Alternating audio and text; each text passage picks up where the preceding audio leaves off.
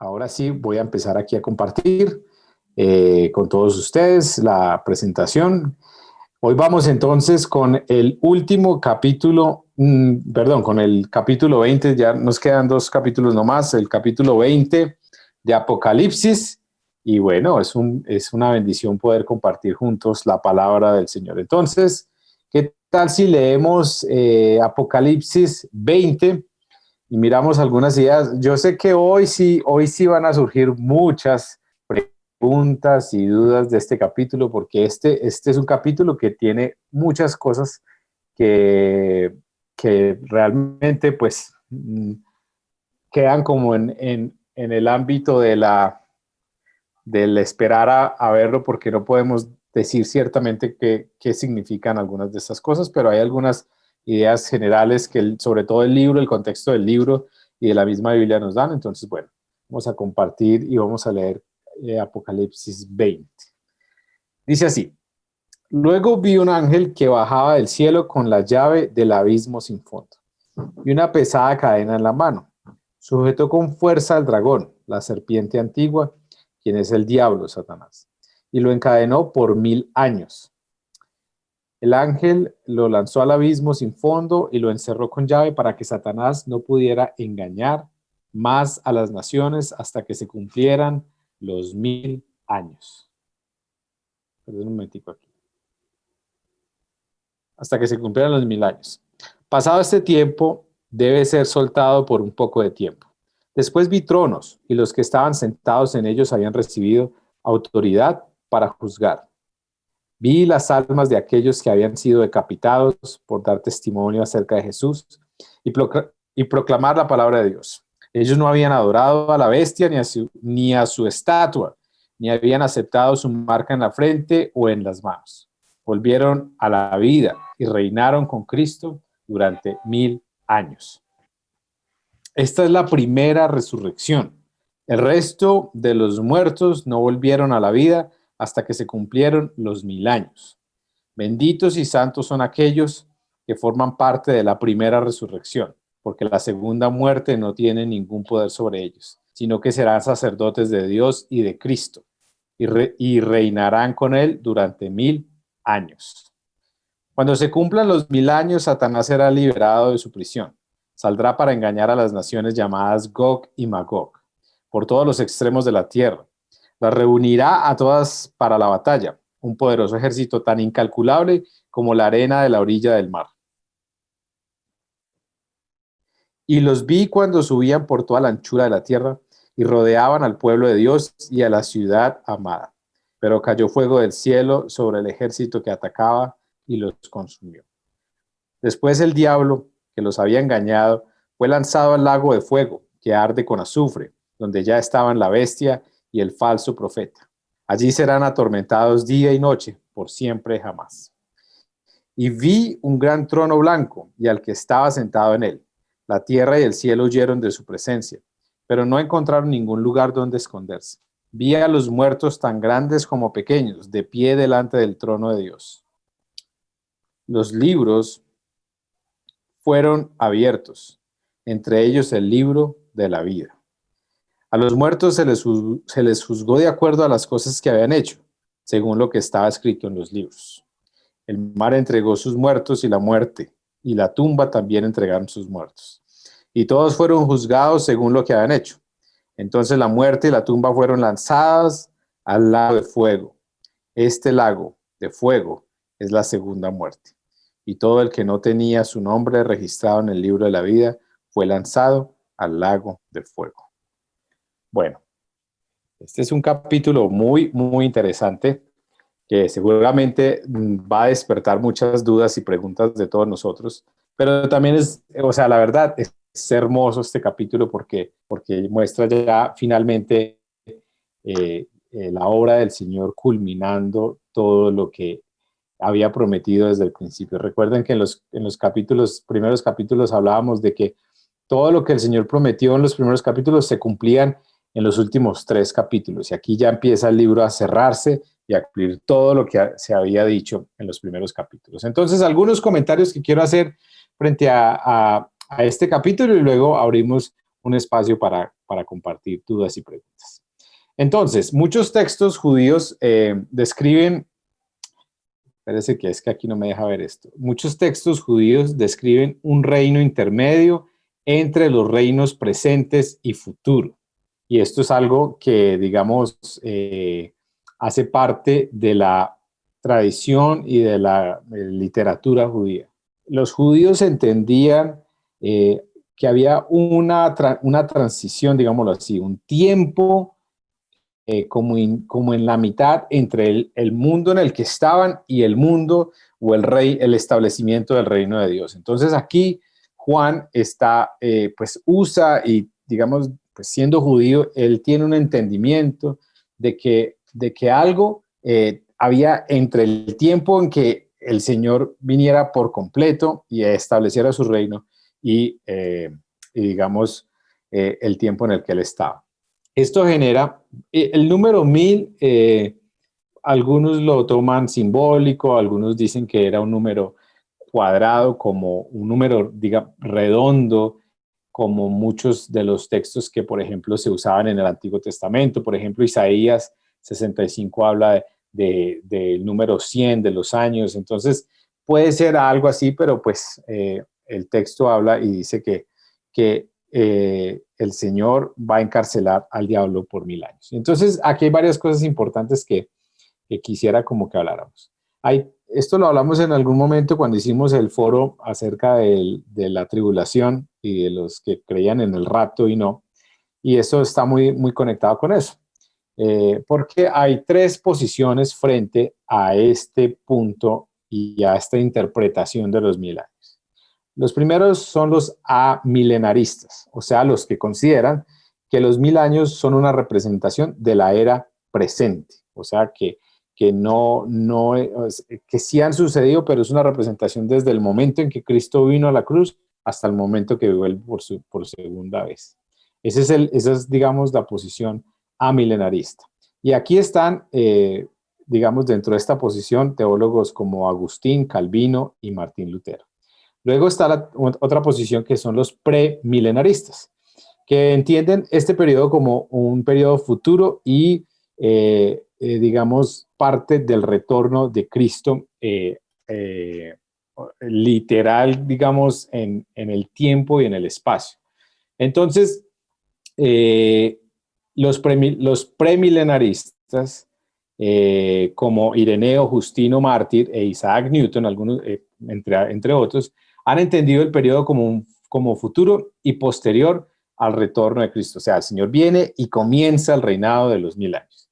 Y el tercer grupo son los postmilenaristas, que son, digamos, esta es una posición que no es muy común en este momento, pero hubo algunos abanderados de esta posición como George Whitefield y Jonathan Edwards, que son los que consideraban estos 1000 años como un periodo milenial futuro que precede al retorno de Jesús y que, digamos, pues es algo que no es una teoría, digamos, que se usa hoy en día.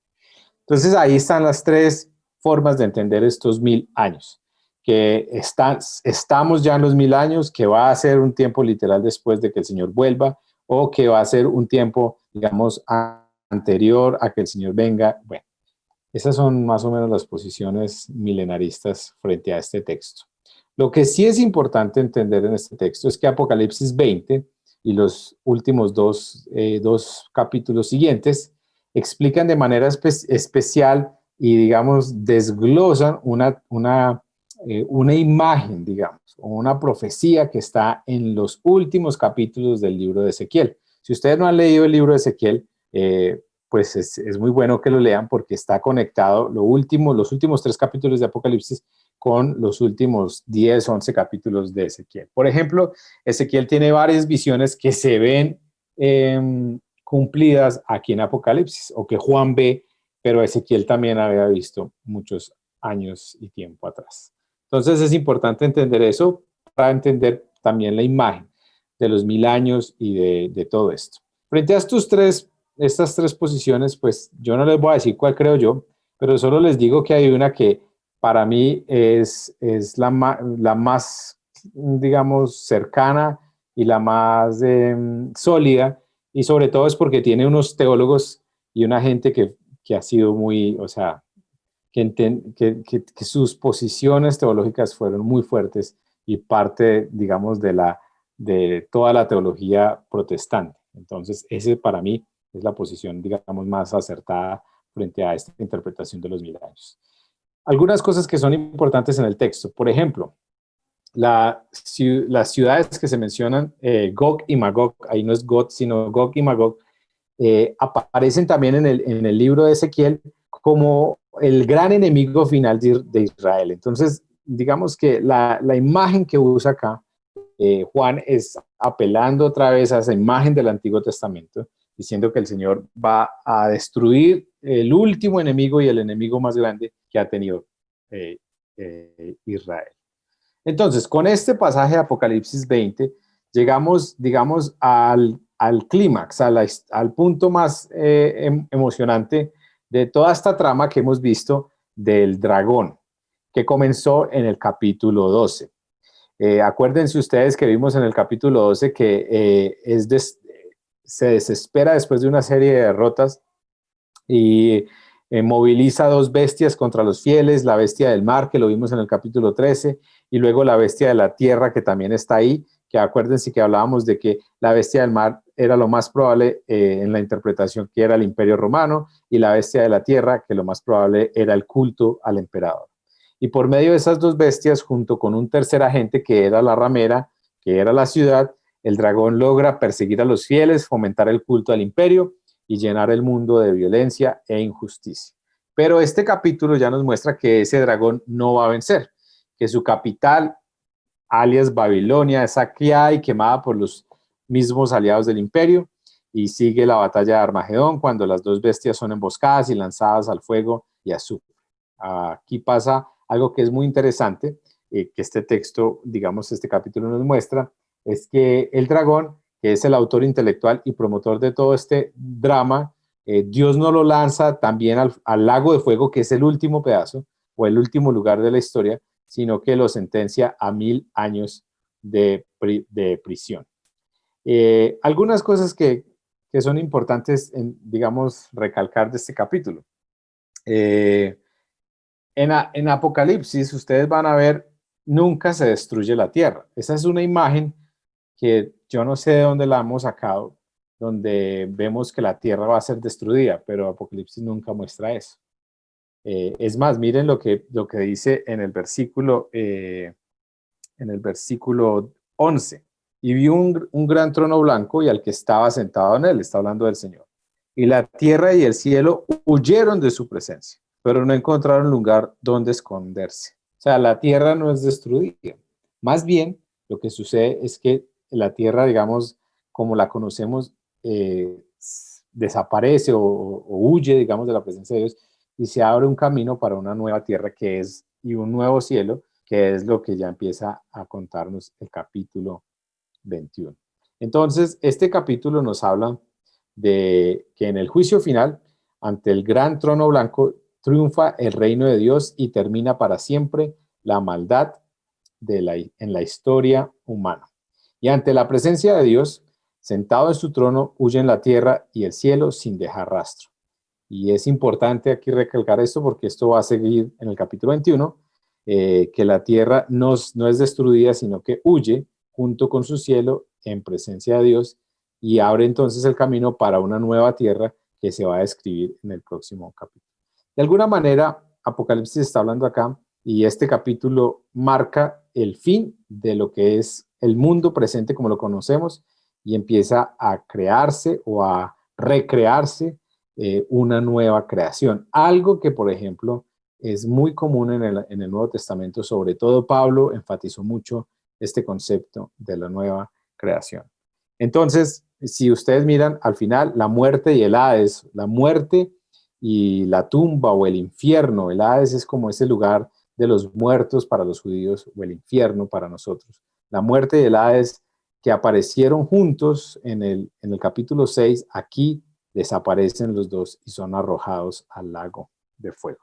Entonces, es importante entender algunas cosas de este capítulo que tiene mucho contenido teológico y pues que que, que no es tan fácil a veces entender. Aquí, por ejemplo, empezamos a entender un concepto que digamos, va contrario a a la tradición nuestra, y es que el cielo no es un lugar físico. O sea, no, nosotros hemos pensado que el cielo es como un lugar y entonces vamos para el cielo, pero la Biblia nos muestra que el cielo no es tanto eso, sino que el cielo es el lugar donde la presencia de Dios habita y donde gobierna completamente. Entonces, es importante, digamos, empezar a entender esto porque ustedes van a ver que en ninguna parte Apocalipsis nos dice que el lugar final para nosotros es el cielo, porque de hecho es la nueva Jerusalén es el lugar final para los hijos de Dios. Entonces, ahora sí, me gustaría, después de este como corto comentario de este capítulo que tiene muchas cosas, pedirle a alguno de ustedes, de pronto, Clarenita, si está ahí, pues yo sé que está ahí, pero si nos puede volver a leer el capítulo 20 y ahí sí nos vamos otra vez con las preguntas y con las ideas que tenemos de este capítulo. ¿Listo? Ah, sí, muy buenas noches para todos. ¿Me escuchan bien? Sí, Clarenita, muy bien. Ah, bueno, señor, sí, con mucho gusto, claro que sí. Denme un segundo. Los 1000 años. Vi un ángel que descendía del cielo con la llave del abismo y una gran cadena en la mano.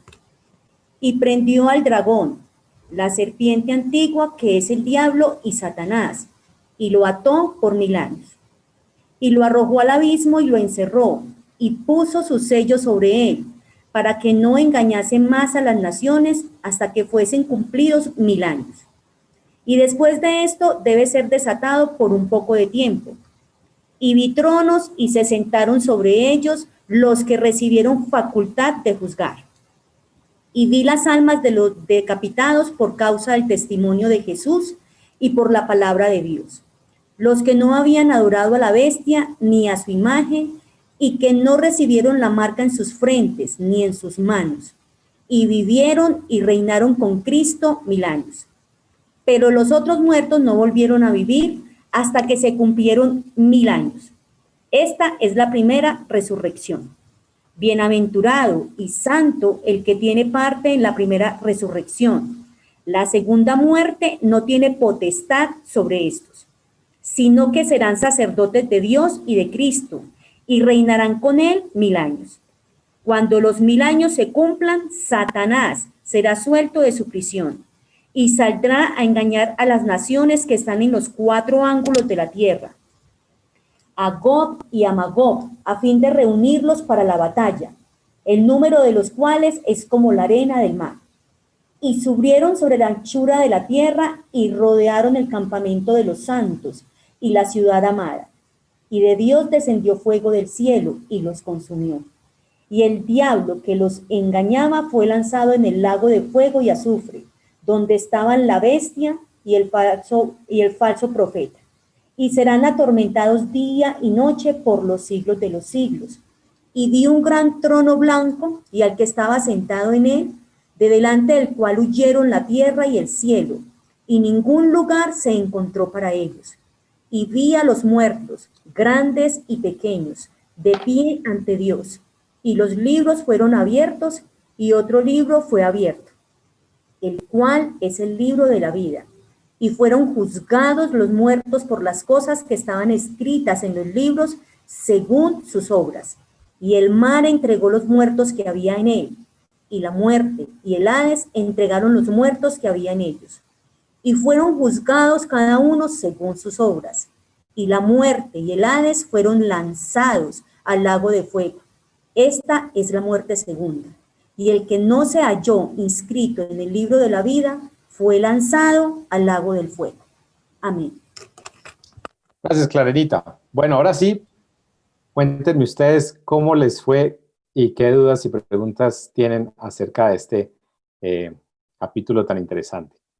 Ahora abramos el espacio para que todos podamos ya compartir acá. Cuenten cómo les fue.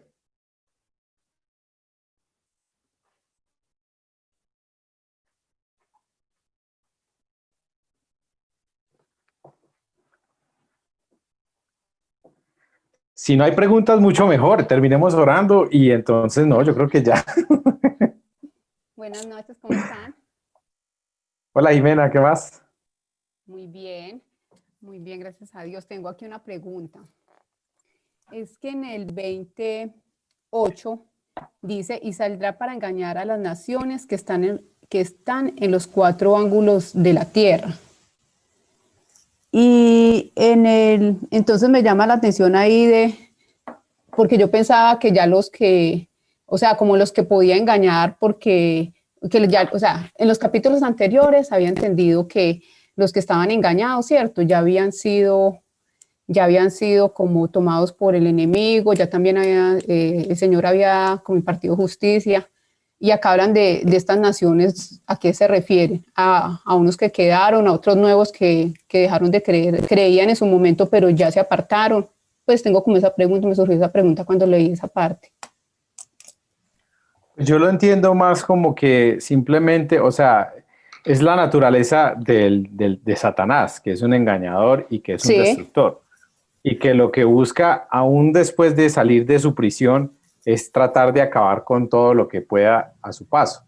Y aún o sea, al mundo entero en ese momento. sí, Entonces, yo lo entiendo más como que, igual, porque es que, o sea, lo que hemos visto hasta acá es que el mundo no ha sido destruido, ni la sí. humanidad ha sido destruida por completa, que han habido guerras y han Ujú. habido, digamos, plagas y enfermedades y todo, pero el mundo sigue su rumbo. Entonces, yo lo veo simplemente como el dragón que después que cumple su larga sentencia, le abren las puertas como un toro desbocado y Y sale siguen las libre, mismas sale, engañando. sí, quiere seguir engañando, pero es muy Sí, interesante también porque digamos que se une a a esa imagen de Gog y Magog, que son los ujú. enemigos de Israel, que son mencionados en Ezequiel, y que va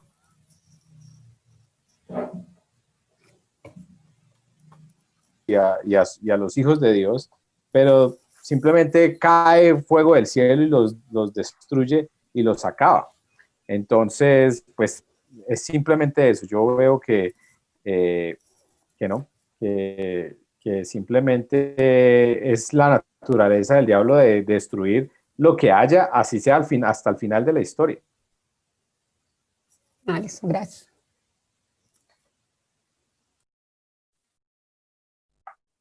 Bueno, ¿qué más ven Andresi- ustedes acá? ah, ¿Sí? Andresito, Claudita, buenas noches. Y Claudita, ¿qué buenas más? noches y buenas noches a todos. Bueno, para mí este capítulo fue un poquito complicado, la verdad. Hasta me dormí, me quedé dormida tratando de entenderme, no sé, porque no entiendo que la primera muerte, que la segunda muerte, o sea, eso yo no lo entendí. Y lo leí varias veces y fui a las citas bíblicas que hay ahí pequeñas. Eh, pero no logré entender esto, no sé qué me puedas explicar tú. ¿Cuál es la segunda muerte? Claro, lo que pasa es que sí, no es fácil de entender, pero eh, a ver, ¿por qué habla de la segunda muerte?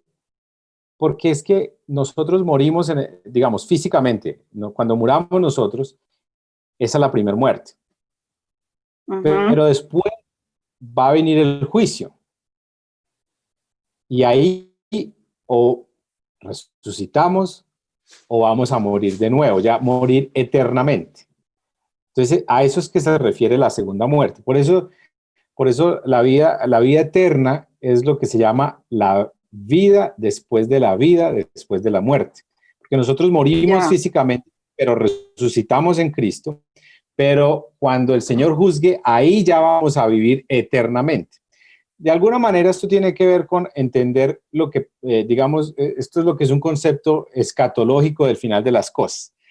El, al menos como yo lo entiendo y como yo lo leo en Apocalipsis, el cielo y el infierno son lugares temporales, no es el final de la historia.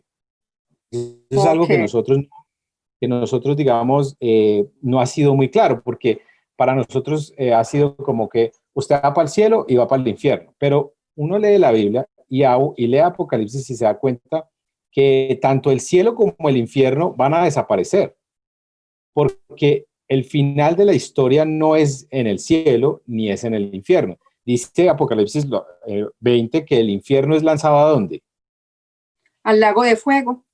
Al lago de fuego, que es el estado final de la maldad, o sea, donde va a terminar todo lo malo.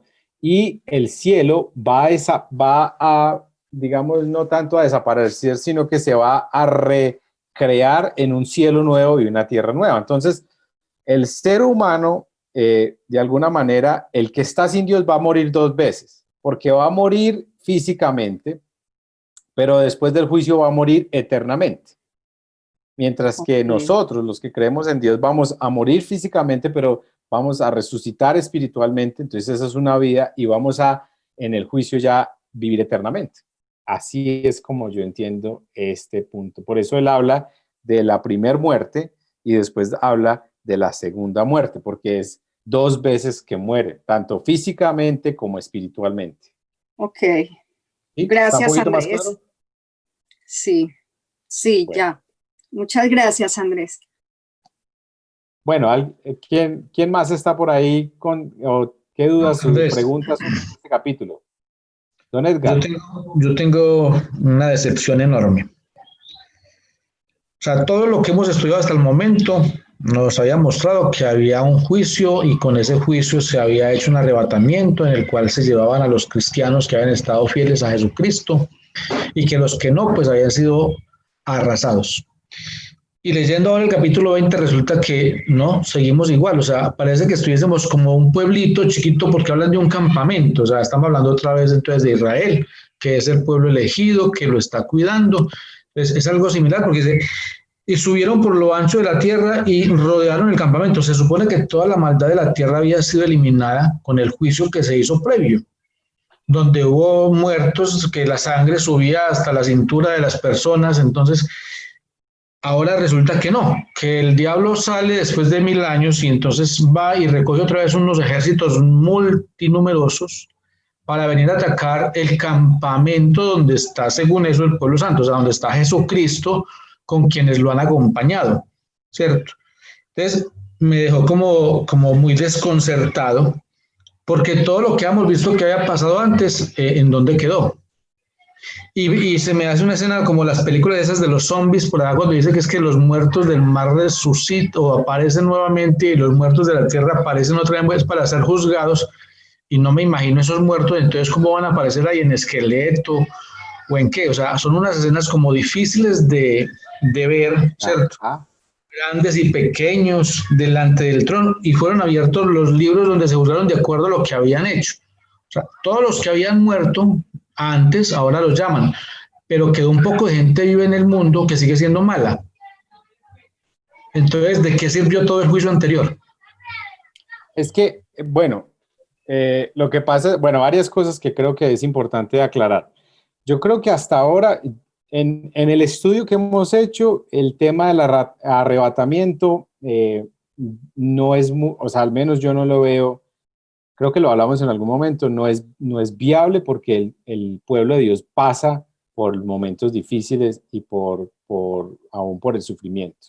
Eso es uno. Lo otro es que acuérdense que Apocalipsis no es cronológico. Apocalipsis tiene una idea cíclica donde a veces se devuelve. Por eso es a veces tan complicado, porque no es que va pasando una cosa, sino que pasó, pero luego se devuelve y vuelve, o sea, es cíclico, digamos, mucho de lo que sucede acá. Entonces, eso es uno. Y también lo tercero es que hasta aquí el diablo no había sido destruido. Había sido destruido la bestia, había sido destruido la gran ramera, pero Satanás como tal, el dragón no. Aquí ya se destruye la maldad como tal, porque antes se había destruido era los emisarios de él, la forma en cómo él engañaba a los cristianos, pero aquí no. Entonces, digamos que aquí ya, en este capítulo, es el capítulo donde se destruye la maldad por completo y es arrojado ese engañador desde el principio, es arrojado al lago de fuego. Entonces, no es que no es que volvió a renacer y eso va a ser una pelea continua, no, es que él todavía no había sido destruido hasta este capítulo. Digamos que por eso es que comienza como el clímax de la historia, y de hecho es un capítulo que habla de que se destruye al diablo y ya. Entonces la guerra va a ser, o sea, él se levanta otra vez supuestamente a hacerle daño a los cristianos, pero finalmente no hay guerra porque cae fuego del cielo y lo destruye y es lanzado al lago de fuego. Entonces así es como más o menos se entiende este capítulo, porque como, como lo hablamos en algún momento, Apocalipsis sí tiene una idea, o sea, un tiempo que es como si fuera al futuro y se devolviera y fuera y se devolviera. Entonces eso hace que a veces no sea tan fácil comprenderlo. Pero lo que está hablando este capítulo es que finalmente el Señor hizo justicia ya no solamente contra la bestia, ni contra la ramera, ni contra todo lo que el diablo usó para engañar, sino ya contra el diablo como tal. Y ese gran dragón, Satanás, ya aquí es destruido por completo. Ahora, el punto que hemos hablado de los 1000 años, de por qué lo encierra 1000 años, tiene que ver un poquito con eso que yo les hablaba al principio del pensamiento judío, de que antes de que llegara, digamos, la consumación de todas las cosas de Dios al final de los tiempos, había un tiempo de transición. Entonces, ese era más o menos lo que Juan, dentro de su entendimiento, era lo que él pensaba. Pero este capítulo de alguna manera nos muestra que, y esto tiene que ser una de las bases nuestras, es primero que el Señor va a destruir a Satanás, o sea, a la maldad la va a destruir por completo. Pero segundo, va a haber un juicio, porque es que hasta este momento no había habido juicio. Aquí en el capítulo 20 ya hay juicio y ya el Señor juzga tanto a los, cuando está hablando, por ejemplo, de que los muertos van a salir y van a salir de los mares y todo, lo que está diciendo básicamente es que tanto los muertos en ese momento como los vivos, todos van a ser juzgados. Y van a ser juzgados a partir de lo que está escrito en los libros, o sea, por sus obras van a ser juzgados. Y por no haber o aceptado o creído en Jesús, pues van a ser juzgados. Entonces, ese es más o menos un poco de la explicación de este capítulo. Ahí, ¿cómo la ve, don Edgar?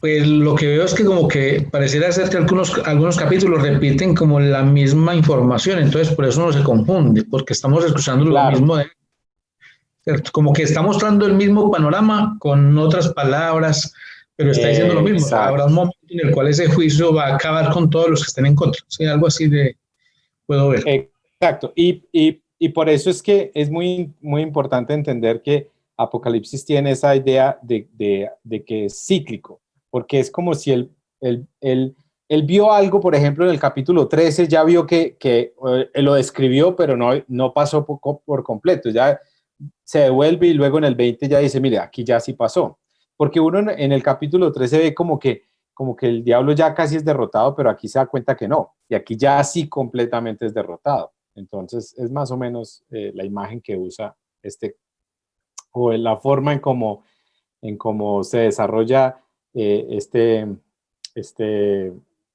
pues el libro como tal. Entonces, pero no es un capítulo o sea, este capítulo no es para desanimarnos ni mucho menos, sino antes para animarnos a que el Señor finalmente hace justicia y derrota a Satanás por completo. Eso es lo que el capítulo... No es una historia nueva, sino que es que él vio dos momentos distintos y los contó. O sea, es algo como la relatividad. Exacto. Que usted ve una vaca y todo el mundo ve la vaca, pero si yo estoy detrás le veo la cola a la vaca y si estoy delante le veo la cabeza a la vaca, pero es la misma vaca, ¿cierto? Algo así. O sea, eso sí, don Edgar, eso de alguna manera en teología se llama la progresión profética, y es más o menos, se lo explico de esta manera. Cuando usted, por ejemplo, ve unas montañas, cuando usted mira en el Valle de Cocora, usted ve una montaña a lo lejos y usted dice, uy, qué montaña tan hermosa. Pero a medida que usted se va acercando a esa montaña, usted va viendo que no es solo una montaña, sino que hay otras montañitas más pequeñitas, pero usted de atrás no las veía, porque usted veía era una gran montaña. Pero se va acercando y va viendo que esa montaña grande son una serie de montañas muy pequeñitas que se van acercando, y que uno va viendo a medida que se va acercando. Así es más o menos para entender lo que se llama digamos, la revelación progresiva o la profecía progresiva, y es que uno empieza, él muestra la imagen completa al principio de lo que va a pasar, pero luego como que se devuelve paso por paso hasta llegar otra vez a lo que ya había dicho. Más o menos es eso. Bueno, gracias. ¿Sabes?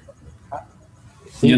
Yo tengo como, no es pregunta, sino como un montón de preguntas, no mentiras, como unos pensamientos que no sé si sean lógicos y quepan, pero los quiero como exponer a ver cómo es, si pueden ser pues como viables.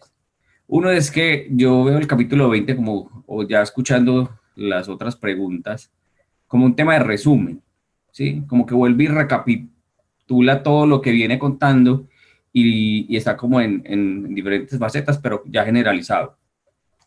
Pero entonces también me crea una duda. Digamos que yo veo como que la primera parte de los 1000 años, ahí tengo una duda en temas de temporalidad o de tiempo. Sí, pues primero que si sean literales. Segundo, pues ahí es como si ese tiempo es futuro o podría llegarse a pensar de que esos 1000 ya pasaron. No sé, a mí me cabe en la cabeza poder pensar que esos 1000 y nosotros estamos en el momento donde sigue pues como esta segunda parte de la derrota de Satanás pues que arranca hablando de que hay pues que tiene como un pequeño tiempo después de esos 1000 años donde Satanás va a acusar y empieza pues digamos que como con todo lo suyo a terminar de destruir. Jonathan, una cosa, espérese. Porque si no después no soy capaz Sí, no, hágale. El primer punto donde usted habla de recapitular, eso es lo que está haciendo Juan acá. Él está recapitulando. De hecho, no solo lo hace Juan. Por ejemplo, yo, creo en que la Biblia es una recapitulación, y ustedes lo van a ver más adelante, porque lo que sucede en el capítulo 21 y 22 es como volver al Génesis. Y eso es recapitular de nuevo, o sea, es volver a la historia inicial. Eso sí, eso que usted dice es cierto. Frente al tema de los 1000 años, ustedes vieron las tres posiciones que hay. Es que se me está pegando aquí, pues se me pega la imagen, pero no sé si me están escuchando, ¿cierto? Sí, sí. Bueno, frente al tema de los 1000 años, ustedes vieron las tres posiciones. Los que son amilenaristas, los que son premilenaristas y postmilenaristas. La posición para mí más digamos la que yo asumo, porque aquí no puede ser, digamos, nadie puede decir esta es la única. Para mí la que más me parece acertada es la posición amilenarista, o sea, la posición de Calvino, de Lutero y la posición de San Agustín, que de hecho para mí son, o sea, ahí están, en esos tres, están 3 de los 5 teólogos más grandes de la historia, porque ahí faltaría Pablo y faltaría otro más, pero esos son los teólogos más duros que ha habido en la historia de la humanidad. Y ellos tres concuerdan en que los 1000 años son un periodo representativo entre la primer venida de Cristo y la segunda venida de Cristo. Eso quiere decir que en mi concepto nosotros estamos en ese periodo de 1000 años. Ok, sí, porque yo lo veía como que, bueno, puede ser el final de esos 1000 y el inicio de donde habla que después de esos 1000, es que se me perdió el versículo, pero que habla que va a tener un tiempo corto. El 3. Sí, es el 3. El ángel lo lanzó al abismo del fondo y encerró la llave. Después, así, pasado ese tiempo, debe ser soltado por un poco de tiempo. Entonces, digamos que, pues como no son tiempos exactos, podría llegarse a pensar que en este momento podría estar libre en ese poco tiempo, y es donde uno ve, pues, no sé, pues de alguna forma una maldad que viene en un tiempo que no sabemos cómo se puede medir, pues 100 años, 200 años, 500 años. Sí, porque el número 1000, pues no, y como hemos visto en Apocalipsis, los números no siempre son literales, sino que son mucho más simbólicos. Pero también, está la otra posición que, digamos, por eso les digo, esas dos posiciones son complicadas, digamos, de uno decir cuál de las dos. Yo creo más en esta, sobre todo por el bagaje histórico y teológico de la posición de los que la dieron, pero también está la posición de los que dicen que los 1000 años son literales y que cuando venga el Señor va a haber un tiempo de 1000 años donde Israel, sobre todo, va a ser otra vez, digamos, establecido. Entonces, por eso hay muchos cristianos que creen en que Jerusalén sigue siendo el lugar donde va a volver a estar el templo allá, y digamos, toman muy literal esto, y eso también es otra posición. Ok. Y bueno, Angélica también tiene otra duda. En que se me perdió.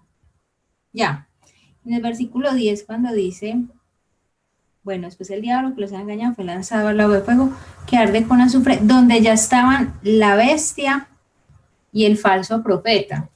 ¿Esa bestia qué? Son los que se mencionan en los capítulos anteriores, y el falso profeta.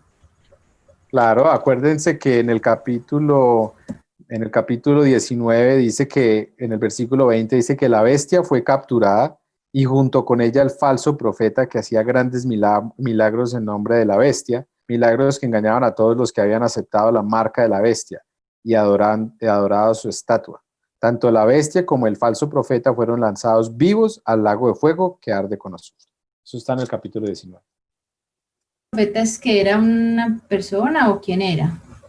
Ah, bueno, pues es que digamos que ahí es donde, no sé, pues uno confunde la bestia con Satanás como tal, pero no, son diferentes. Porque aquí en el capítulo 20 ya habla de Satanás, del gran dragón, sí, el diablo como tal, o sea, la persona que personifica el mal, pero la bestia, hemos hablado, por ejemplo, que Juan asocia a la bestia con el imperio, y asocia a su profeta con o un emperador o un líder político. Bueno, eso sí ya es más o menos lo que hemos visto en los capítulos anteriores. Bueno, gracias. Andrés, buenas noches. Buenas noches. Compañeros, bueno, a ver, Andrés, yo creo que de pronto, a ver, lo que yo puedo entender acá de este capítulo 20, que pues para mí sí es como de mucha gloria, porque pues se ve el triunfo definitivo de Dios sobre el diablo, sobre el mal como tal. Pero pues sí, siempre se ha escuchado decir que el tiempo de Dios, o decimos que el tiempo de Dios es perfecto y no es igual al tiempo cronológico de nosotros. Entonces, hay mucha maldad. Hay mucha maldad en nosotros, hay mucha maldad en la gente, hay mucha maldad en el mundo, y no creo que sea pues como para glorificar en este momento y decir, bueno, ya estémonos tranquilos que ya los malos ya no están y ya los que estamos somos los buenos, diría yo. Todavía falta mucho y no sabremos, creo yo, y escuché decir en mi juventud de que el año 2000 era cuando Jesús volvía, cuando Cristo volvía, y pues ya estamos en los 2020 y todavía no lo hemos alcanzado nosotros a ver él acá en la tierra, o nosotros subir al cielo o a encontrarnos con él. Entonces yo me imagino que es un tiempo de cada cual, un tiempo de cada cristiano, el saber cuándo es del día y cuándo no. Y la maldad siempre estará, la maldad. O sea, el diablo como tal, así como Jesús tuvo sus apóstoles y hicieron muchos milagros en nombre de Dios, hay mucha gente, mucho malo que hace cosas en nombre del diablo, porque es seguidor del diablo, y muchos caerán o caeremos en esas personas. Entonces, pues el diablo o Satanás, como lo queramos llamar, pues obviamente tiene sus brazos, y como somos muchos tan débiles, pues algunos caeremos o algunos no caeremos. Entonces, yo creo que es gratificante. Estaba leyendo una parte del 21, pues porque uno se va emocionando aquí viendo las cosas, y el 21, o sea, es algo muy hermoso lo que alcanzó a leer del 21, del capítulo 21. Ah, no, es que o sea, de aquí en adelante Estos últimos 3 capítulos son muy hermosos. Este capítulo, digamos, el 20, muestra ya la derrota de la maldad como tal, la derrota del diablo y que es lanzado al lago de fuego.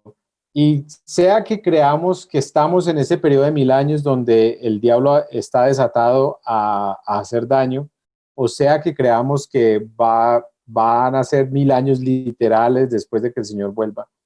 Pero simplemente lo que nos está diciendo este capítulo es que el Señor va a destruir en algún momento por completo la maldad y que eso es glorioso para nosotros. Y por ejemplo, dice, por ejemplo, en el versículo 4, que me parece muy bonito, que después vi tronos y los que estaban sentados en ellos habían recibido autoridad para juzgar. Vi las almas de aquellos que habían sido decapitados por dar testimonio acerca de Jesús y proclamar la palabra de Dios.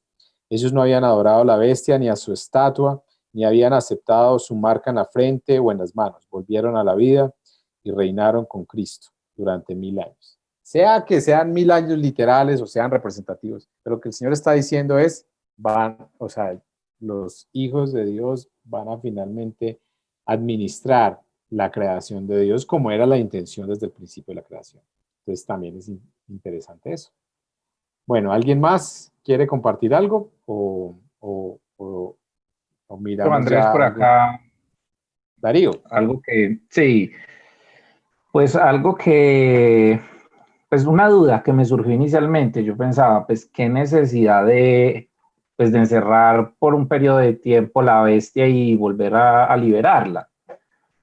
Pero como pensando en términos del tiempo, o sea, como hemos visto en el libro que él se mueve como paralelamente dentro de los mismos capítulos, me transporté como al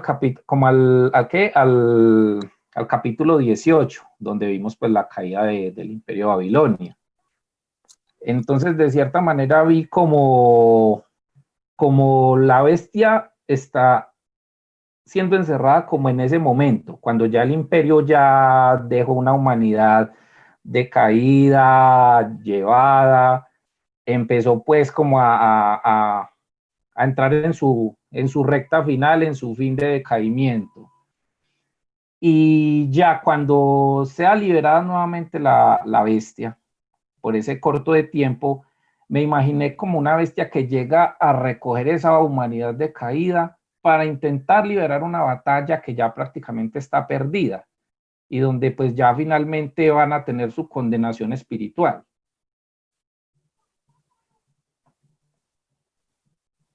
Darío, es excelente lo que acaba de decir. Pensé que iba a decir más, hermano, porque estaba disfrutando lo que estaba diciendo, pero sí, es excelente lo que está diciendo y es una manera muy interesante de entender esto porque igual la misma pregunta, yo creo que nos la hacemos todos y me la hago yo, Señor, pero ¿por qué no lo mató de una vez o lo mandó al lago de fuego de una vez? ¿Por qué lo encierra 1000 años?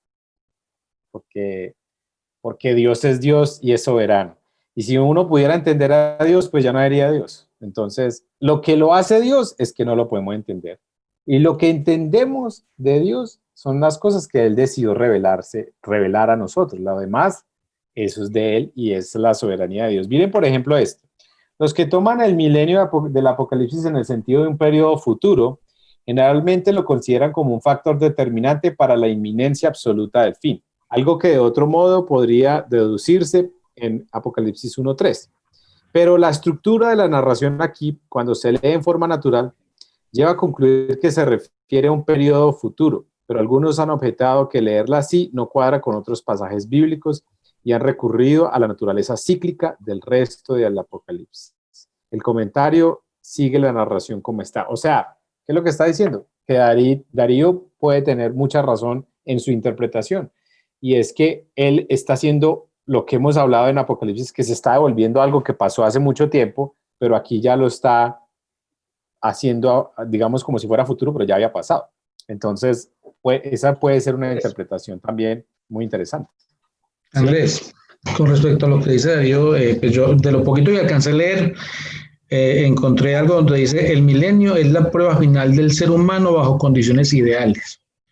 O sea, cuando ocurre el milenio va a estar Jesucristo con todos los santos en condiciones ideales. Toda la humanidad va a estar, porque ya ni siquiera el diablo está, porque el diablo está encarcelado.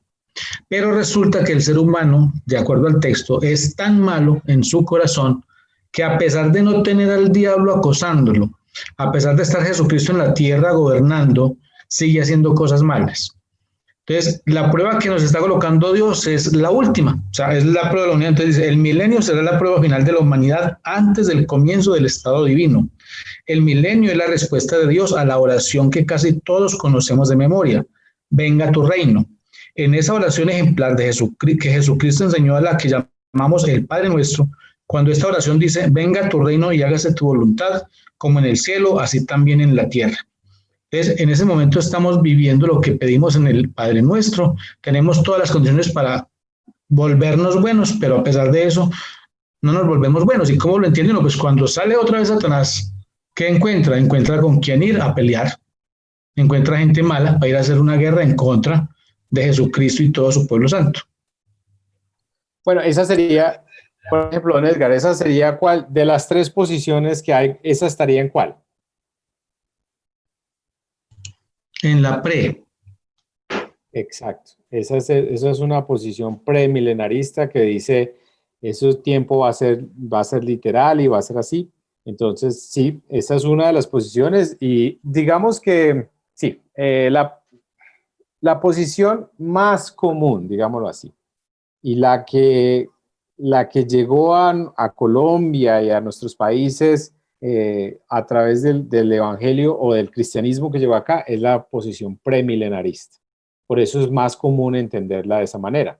Por eso aquí muchos entienden Apocalipsis y entienden más fácil o han entendido el tema de la tribulación, del rapto, porque esa fue la teología que nos llegó a nosotros. Pero también hay otra posición que es la milenarista que dice, no, esto es un tiempo representativo y las dos de alguna manera pueden ser válidas. O sea, aquí yo no quiero decir que es una o la otra porque pues en esto ninguno puede decir es esto. Pero hay dos posiciones frente a esto, ya es el Espíritu Santo y el Señor lo que lo vaya guiando a uno frente a una de esas posiciones. Bueno, ¿algún otro quiere compartir algo que le llamó la atención del capítulo? Esto es un capítulo que desde el principio la idea no es despejar todas las dudas porque igual van a quedar dudas.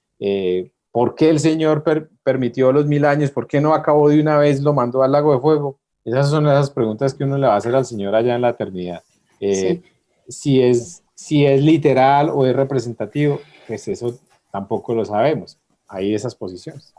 Sí, que acá me llama mucho la atención que podemos ver, o sea, que hay una certeza de que el diablo va a ser vencido y que va a haber un juicio de Dios y va a haber una destrucción del diablo y por tanto de la maldad, porque como hablamos ahora, cierto, que habían sido destruidos, pero no era como Satanás como tal, sino como otras personas, otros que lo representaban, cierto, otros que él mandaba, pero acá ya es como la certeza de que el mal va a ser vencido y del triunfo del Señor. Entonces también es como un mensaje como me parece mucha esperanza y de tener la certeza de que el mal va a ser destruido porque quien genera el mal como tal va a ser destruido y ya pues va a venir como el tiempo de reino pues de Jesús en la Nueva Jerusalén y en la tierra y los que estemos allá en ese momento. Sí, es muy interesante y lo interesante es que, o sea, el Señor, ¿qué es lo que hace en este capítulo? Destruir el enemigo del ser humano, que es el diablo, y acabar por completo, porque el diablo lo que busca es acabar al ser humano, y esa es la guerra desde Génesis. Y aquí el Señor ya toma partido y pues, o sea, cumple su palabra y hace juicio y destruye a la maldad. Entonces, es un capítulo de mucha esperanza y lo vimos la semana pasada y lo vemos aún en esta. Uno espera leer Apocalipsis y uno se imagina como la guerra más horrible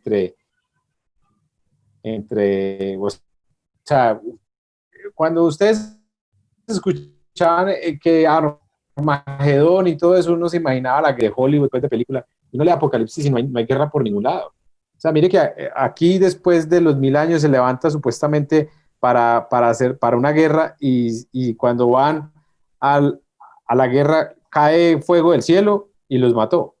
O sea, no hay guerra, simplemente es destruido, porque de alguna manera es lo que la Biblia ya nos ha dicho y nos dijo. Jesús ya lo acabó, ya lo venció en la cruz. Pero como Apocalipsis, muchas de las cosas que pasaron en la cruz se tienen que cumplir también al final de la historia. Ya se cumplieron, pero no por completo. Es muy parecido a lo que uno lee acá. Juan ve cosas que suceden en los primeros capítulos, pero se terminan de cumplir en los últimos. Y así es la vida cristiana. Y así es la obra de Cristo. Ya se hizo, se cumplió completamente en la cruz, pero se termina de cumplir al final en su segunda venida. Entonces, bueno, sí es muy interesante porque este es un capítulo, yo creo que este capítulo nos tiene que dejar a nosotros con una sensación de que la grandeza del Señor que finalmente va a ser, o sea, de pronto uno esperaría una guerra y una cosa pues que lo va a acabar y no, simplemente lo encierra 1000 años que no sabemos por qué, pero es la soberanía del Señor. Y de pronto lo encierra simplemente para decir que tiene poder, o sea, para mostrarnos el poder y la soberanía que Él hace eso y listo. Igual no nos tiene que preguntar para hacerlo y lo encierra y cuando sale no lo deja ni actuar y lo acaba y lo tira ya al lago de fuego. Eso es lo que este capítulo nos está diciendo. Entonces es muy interesante también, ¿no? Mucho. Bueno, ¿qué tal si, pues hay varias cosas, este capítulo nos muestra cosas acerca del ser humano, nos muestra cosas acerca de Dios, primero que todo, muestra un Dios poderoso, un Dios que cumple su juicio, que nos va a juzgar, eso es una de las bases nuestras, digamos, como hemos hablado. El concepto del arrebatamiento no es muy claro, o sea, no es muy claro en Apocalipsis, pero, por ejemplo, el concepto el que va a haber juicio final, va a haber juicio final. Que el Señor va a volver por segunda vez, va a volver por segunda vez. Que el diablo va a ser derrotado por completo, va a ser derrotado por completo. Porque esto sí es claro. Ahora, la forma, cómo va a pasar, por qué 1000 años, esas son cosas que, digamos, muchas de esas no las podemos entender en este momento y no son muy claras, pero lo que sabemos es que van a suceder y que el Señor tiene el control sobre eso. Entonces, este capítulo, a pesar de que tiene imágenes, sobre todo el tema de los 1000 años, es un tema que lo lleva a uno a pensar mucho, o de lo que hablaba Claudia ahora, de cómo él ve las dos resurrecciones, o la muerte, la primera muerte y la segunda muerte. Bueno, eso es una parte interesante. Miren lo que dice el versículo 6 y me gustaría terminar con eso. Dice, benditos y santos son aquellos que forman parte de la primera resurrección, porque la segunda muerte no tendrá ningún poder sobre ellos, sino que serán sacerdotes de Dios y de Cristo y reinarán con Él durante 1000 o 20.000 o 500.000 años. Eso es parte de lo que el Señor nos muestra y nos dice, que va a haber vida después de la vida, después de la muerte. Y que va a haber muerte después de la muerte, después de la vida. Para los que no creen en Jesús, va a haber muerte después de la muerte, después de la vida. Pero para nosotros va a haber vida después de la vida, después de la muerte. Y esa es parte de nuestra fe. ¿Qué tal si terminamos orando? ¿Les parece? ¿O hay alguna otra duda o pregunta que tengan hasta acá?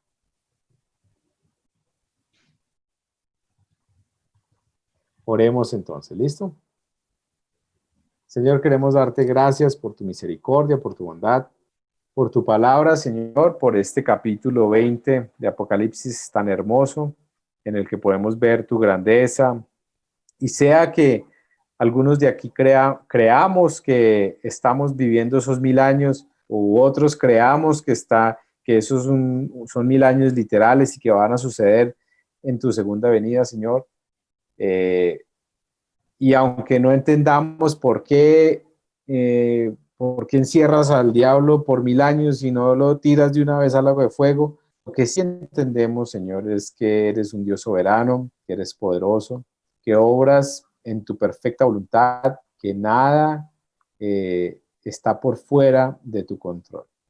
Y que tú, Señor, vas a derrotar por completo lo que hiciste en la cruz, vas a completarlo o a terminarlo, porque fue completa la obra de Cristo en la cruz, pero la obra va a ser terminada en la destrucción total del diablo al final de la historia.